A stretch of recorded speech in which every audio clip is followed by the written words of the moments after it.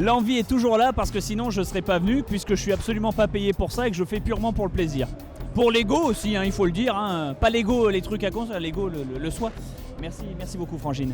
Et du coup, dans l'absolu, je fais ça parce que rencontrer les gens me fait plaisir et j'ai moi-même quelques particularités, quelques personnes que j'aime rencontrer plus que d'autres, que ce soit mes potes ou que ce soit les petits enfants.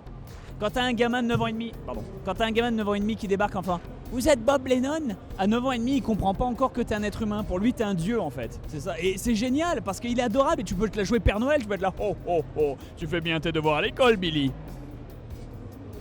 Je peux voir ton mensonge, Billy. Tu fais gober des trucs, c'est génial. Et du coup, moi, ça me permet de rencontrer du public qui m'aime, que j'aime aussi. Ça me permet de garder le contact avec et de pas forcément partir en mode Elvis Presley, quoi. Les acteurs de cinéma classique, notamment ceux des États-Unis, ont un système de convention qui diffère vachement de celui français. Eux, ils font payer les dédicaces. Et c'est normal parce qu'en fait, ils ne gagnent pas un centime en se faisant venir inviter à la Paris Manga. Ils vivent de ça. Enfin, ils vivent de ça. Ça et d'autres choses. Mais à leur âge, Christophe Leroy, il fait plus l'acteur, quoi. Donc forcément. Mais c'est une partie des revenus et en partie ce qui paye leur billet d'avion. Et c'est comme ça qu'ils fonctionnent aux USA. On peut pas leur dire bon bah vous venez, on vous paye tout et vous faites ça gratos et éventuellement vous vendez des goodies. Non non. C'est eux qui viennent, ils payent et en plus ils payent et du coup ils regagnent de l'argent en faisant des dédicaces à 30 balles. Et forcément la crise, tout ça et autres, et ça fait que c'est vachement plus chiant.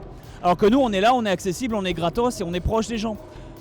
Sans jeter la pierre aux acteurs américains, du tout, au contraire. D'ailleurs en coulisses, j'ose le dire, c'est des amours ces mecs. J'en ai pas rencontré un seul qui était pas soit ravi d'être en France ou qui était un connard. Non, non, ils sont tous les deux formidables. Enfin ils sont tous formidables. Si là où moi je me considérerais pas forcément comme exemplaire mais comme vaguement un bon exemple, c'est faux, je me considère comme un sac, absolument pas à suivre. Il y a des parents au contraire qui pensent que je suis au contraire tout ce que leur gosse devrait devenir. Des gosses qui pensent ça, d'autres qui le pensent absolument pas, ou l'inverse, ou qui le découvrent, ou qui le négocient. Comme c'est un sujet qui est purement subjectif, c'est comme, est-ce que en t'exposant en rouge et en étant très connu, tu penses que tu répands la popularité du rouge et que t'as raison? Bah non, chacun sa couleur, merde. Oh, alors, corrompu jusqu'à la moelle, voilà. Surtout quand je bois du Dr Pepper sur place. C'est ça, montre l'autre. Ouais. Il m'en faut une troisième, et merde. Mais plus sérieusement, non. Et je m'en dédouane. On va me dire, mais t'as une grande réputation, donc t'as forcément des grandes responsabilités. Oui et non.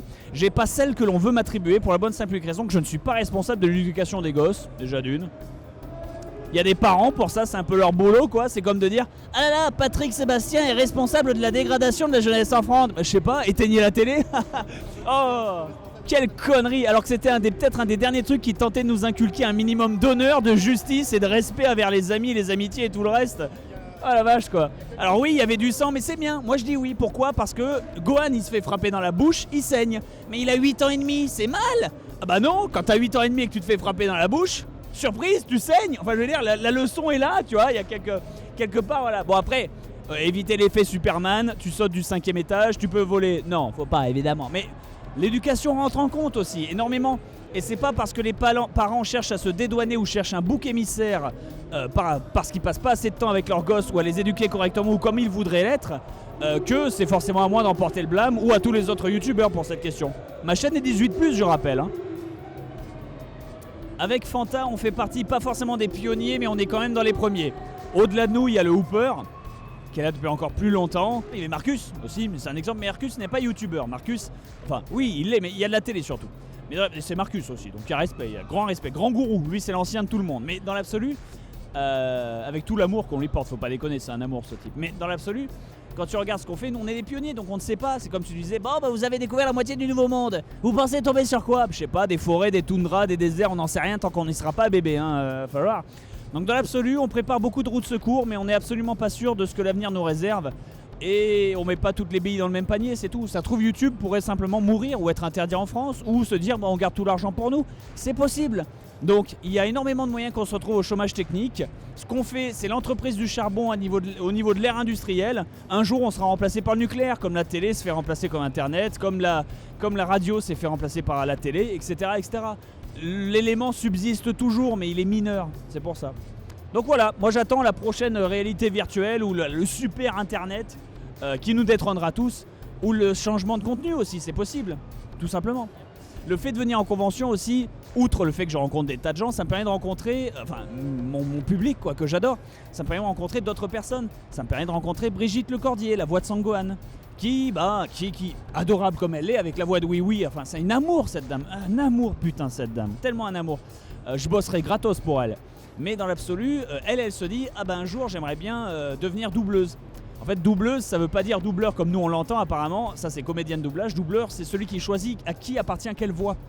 Celui qui gère une écurie de poulains. C'est comme coureur pour nous, on se dit, ah bah c'est un mec qui va dans une Formule 1. Non, coureur, c'est un mec qui gère les mecs de Formule 1, c'est ça en fait le vrai terme. Et elle veut passer ça, elle veut upgrader. Et forcément, elle a besoin de gens qui feraient des voix ou autres, peut-être. Alors, je suis pas sur la liste, mais c'est peut-être une ouverture, peut-être une porte, je sais pas. Est-ce que dans 10 ans, je me retrouverai à faire des putes pour Petit Pois, à dire les petits pois bon duel, un plaisir pour à l'appel, j'en sais rien, tu vois, un truc à la con. Mais pourquoi pas, qu'est-ce qu'on s'en fout après tout, c'est ça l'avenir, c'est faire face à ce qui t'arrive le jour et essayer vaguement de prévoir le lendemain, mais bon, l'humanité a prouvé que prévoir le lendemain, normalement ça se prévoyait mes couilles quoi. C'est pour ça. Mais voilà, un plaisir en tout cas, des bisous, perdez pas espoir et tout va très bien se passer.